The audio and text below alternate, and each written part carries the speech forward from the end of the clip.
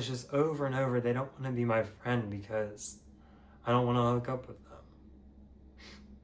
A lot of people in my last video told me that I need to look for gay friends in places other than clubs, hookup culture, etc., that there are plenty of gays out there that aren't into the party scene, and that goes for straight people.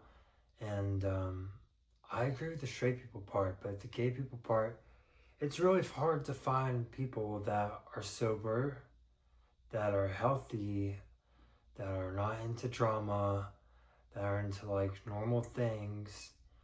One of the big suggestions was going to look for like a club, an activity, a sports league. I'm in a big city, so it's really easy for me to do that. And before I get into like the meat of my video, one, I would really appreciate it if you just watch it to the end or let the video play to the end. You don't even have to watch it. I'm getting close to being monetized, so I would so appreciate it, because if you haven't been able to tell from some of my other videos, I'm not doing so well mentally, and every little bit helps. The other thing I want to say is I really appreciate everyone's comments. I read all of them. I have a lot of social anxiety, so I'm kind of scared to reply and respond, but I so appreciate it. Anyway, I want to make a video about me and my experience making gay friends. So I used to have some gay friends back when I lived in Austin, Texas. I met them off of Bumble BFF. Bumble BFF was a blessing for me because it was just really great. Once I met the first couple of people, I met their friends and so on and so on. I had a good group of friends. And it worked out really well. I haven't really had the energy to do that in LA yet, but I'm going to. I also joined some gay sport leagues, which I'll talk about next, but I made some friends using Bumble BFF. If you don't know what Bumble BFF is, it's not dating, it's just supposed to be for friends. So I met my first friend, Isaac. Isaac introduced me to his friends, and I made a bunch of other friends that way. Even people that really weren't into Isaac were into me and wanted to be my friends. Anyway, my experience, and this is what happened. Obviously, I made mistakes. People tell me that I have a really make-outable face, or that I have a really, like, I don't know, I just look like I want to have a link up a lot, I guess. I don't know.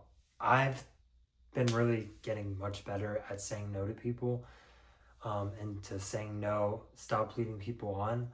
But it's difficult when you're lonely and you just want friends, and you just want to be around people, even if it means linking up. But anyway, my experience was he introduced me to all our friends, but we would always just go out, drink, party, and I was younger, so I could do it much easier than I can now. And he made this joke one night. He was like, "Oh, we've never hung out sober." And we were like, "Ha, yeah. We both like to party. We both like to dance. We both like to have fun." And he was like, "Oh my God, like, we're gonna be friends. Even if I move out of Austin, we're gonna be friends. Like, we're gonna be besties. Like, we are besties." And he wasn't like the first person that I would normally have a friendship with. He was really into Drag Race, which was cool. I've never really been into it. I tried to get into it. I just personally never got into it. It's cool if you are. I think it's fun, harmless. Like, it's, you know, it's a lot of fun. But I supported everything he did. I was the one doing everything. I would always be going to his parties, his things. And honestly, he was just a really fun, pure person that liked to host things, liked to do things. And I would always be there. Some of his other friends started ditching him, and I was still around months after. He was a very giving person, so I appreciate it. And he also introduced me to so many other great, amazing people. Anyway, he joked, he was like, "We never hang out sober." And I was like, "Okay, yeah, let's do something." So next day after, I'm like, "Hey, do you want to go to the dog park with my dog? Like, go walk on some trails?" "No." "Okay. I just got a professional camera. Do you want me to like take some photos of you?" He did music. He like had his albums. He had like, his aunt was like really in the industry. He just kind of did it for fun and stuff, but it was an actual business. He like wrote off stuff. I was like, hey, do you want to get some pictures? Like, I just like wanted to do stuff sober with them. Nope, didn't want to do that. Hey, do you want to go bowling? Nope, don't want to do that. Hey, do you want to do top golf? No, don't want to do that. I'm like, okay, I don't even know like what this person does sober. So yeah, the whole time that I went was this friend for like maybe a year. I don't think we hung out one time sober. We would start out sober, like we would have like barbecues or poker nights, but then of course we had to, get alcohol involved. So it was great though. Like she invited me to gay ski week in this bougie house in Utah. It had like 10 bedrooms, massive house, met all these other amazing gays. But of course we couldn't do any of that sober. So here's the part where it's kind of my fault, but kind of not really my fault. I just hooked up a lot. I was a hoe. And I would start hooking up a lot with his friends. And that's what stopped our friendship. And there was this crazy blowout. I'm not very confrontational, but there was a blowout between me and another friend because that friend invited me to his birthday party and invited my friend Isaac. So, the reason he stopped being my friend was because I kept hooking up with his friends. So, let's see, the first person he introduced me to, they didn't even like each other. Actually, they just weren't each other's vibes. But I kept being friends with him and, I hooked up with him, went on some dates, whatever. Okay, and then also, like, when I was in the clubs, I was always taking guys home, and he wasn't. And I tried to, like, hook him up with people, but he would always be like, no, I'm not into them. No, they're not my type. No, they're too ugly. And it's just like, he was very, very, very picky. He wanted, like, the number one hot-looking guy, but he also wanted them to be a bottom, and he wanted them to be very flamboyant like he was. So it was really difficult for him to find someone at the clubs, in my opinion, even though I tried to hook him up so many times. I just like stopped. So anyway, I hooked up with that friend. That was like the first time I met him. That was like months before. We kept hanging out. There was another friend. I ended up hooking up with him way later, and we never talked again. That was awkward. Another story, another time. And then when we went to gay ski week, I ended up hooking up with this guy that he really didn't like, but he was really hot, so ended up doing that. Then I hooked up with his friend, I guess his best friend, and his best friend was really into me, and I wasn't as into him, but I just, it was fun. So he walked in on us the morning after, and he also knew that the friend he didn't like, because I also slept with him that night, had hooked up with me, so he was already kind of freaking out. So when he saw me in bed with his best friend, since like they were kids, he freaked out, had a panic attack, whatever. He got better, thankfully. I didn't realize it upset him that much. I thought he was just going manic. He also was having issues with some of the other people in the house. I don't know why his aunt invited them, but his aunt ended up apologizing that she invited these like very New York City, I don't want to say the word, but I'm going to say it. Very Jewish, very bougie, very New York City rich kind of influencers that were pretty mean to us for the most part. Some of them started liking me and taking on to me, and then that upset my friend. Anyway, I didn't realize it upset him that much. We drove back in an Uber, like 50 minutes to the airport. Together, we hugged each other, whatever. Got on our separate airplanes. He was going somewhere else. And then we ended up having a Vegas trip. The best friend ended up coming with us to that. And then there was another guy that Isaac was with. I think they slept together the first night, but they really didn't do much because I don't think the guy was really into him. Anyway, he started coming on to me extremely strong. And I didn't realize there were so many feelings involved. I thought it was just fun and casual. I felt bad because I didn't hook up with the best friend that had hooked up in the gay ski week trip. I don't know. I don't know. It wasn't really my type, but anyway, and at this point, I'm also kind of getting tired of the hookup life, culture.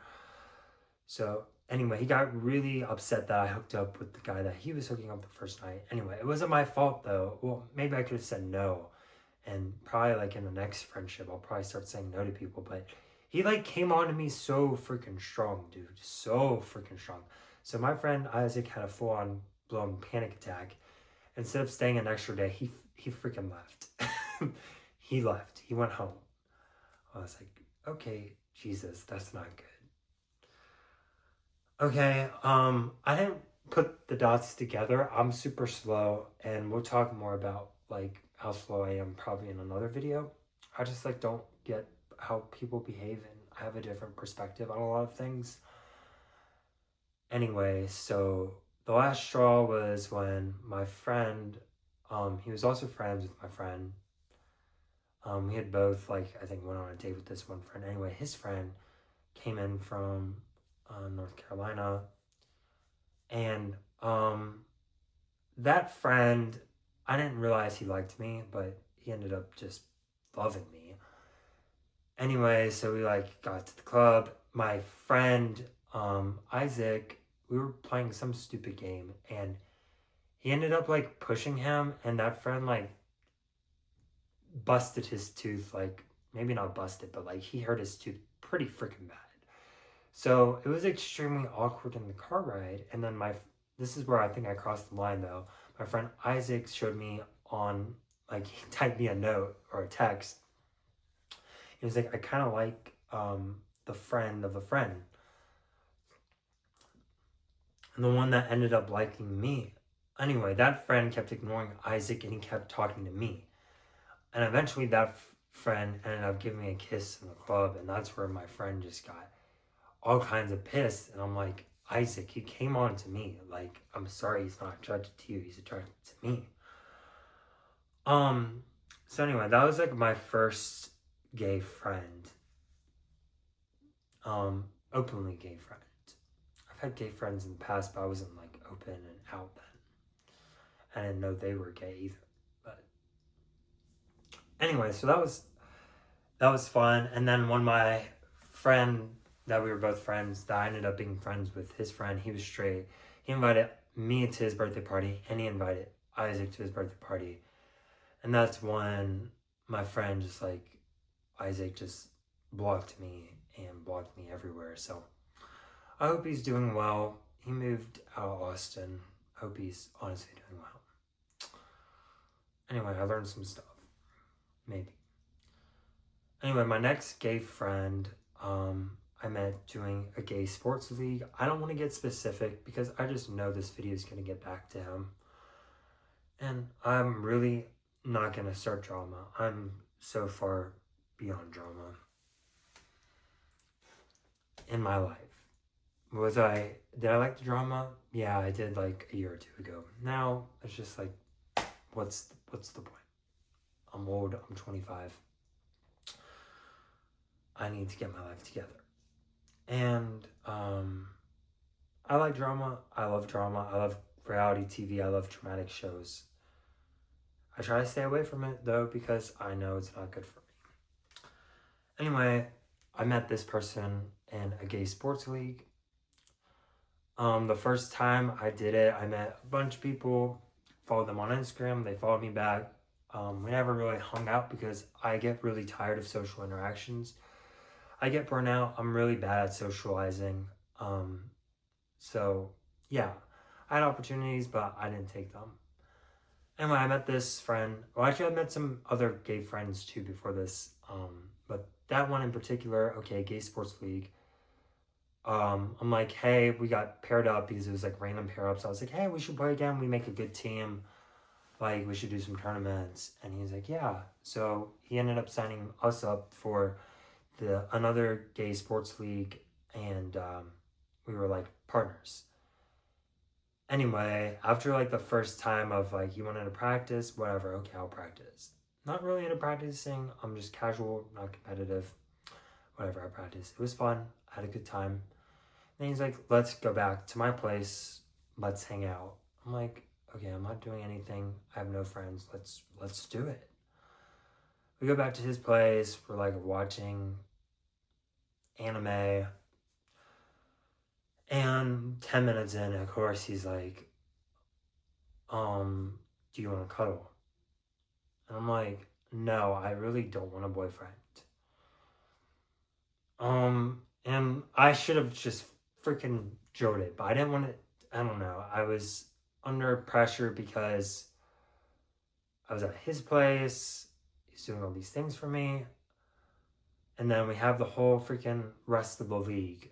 And I'm like, okay, fine. I'll cuddle. And I told him I don't want to kiss. Whatever. We can cuddle a little. And then, of course, 10, 15 minutes, next thing leads to the next. He goes to use the bathroom, and it took him like 10 or 15 minutes. I know what he's doing. Anyway, we ended up doing that.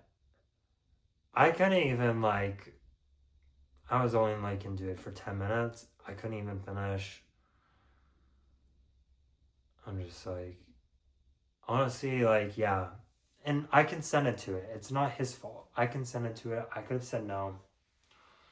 But this is what I'm getting at is every gay friend that I've had wants to hook up with me. 90%. And if they don't want to hook up with me, it's very unlikely they want to be my friend. And a lot of them get extremely offended, or maybe they just use it as an excuse to not be my friend. Anytime I tell them I don't want to hook up, I just want to be friends, they get extremely offended and they don't want to be near me. They'll block me. And I think obviously I have to just deal with it, and I have to accept that, and I have to realize maybe it's only going to be 5% of people that I talk to. Maybe I have to talk to 10 or 20 people before I find a good fit for a friend. And I'm at that. It's so embarrassing to admit this online too, because I'm at the point where it's just every gay dude I speak to just wants to hook up with me. It's they like my personality too. They just don't want to be around me, especially sober. And it's really, I don't want to get emotional, but it's really, really freaking sucks. So I try so hard to make friends. I go to the dog park. I go to grocery stores. I get out and do things. I go to events. I go to gay sport leagues. And it's just over and over, they don't want to be my friend because I don't want to hook up with them. And they just get so offended. And it's just it's so pathetic because I already have a hard time making friends and maintaining friends. And then, it's they take it a step up more, where it's they make sure that I know they don't want to be my friend. They just want to use me for sex. They just want to use my body. Which sucks because, I think a lot of them do. There's quite a few that like my personality.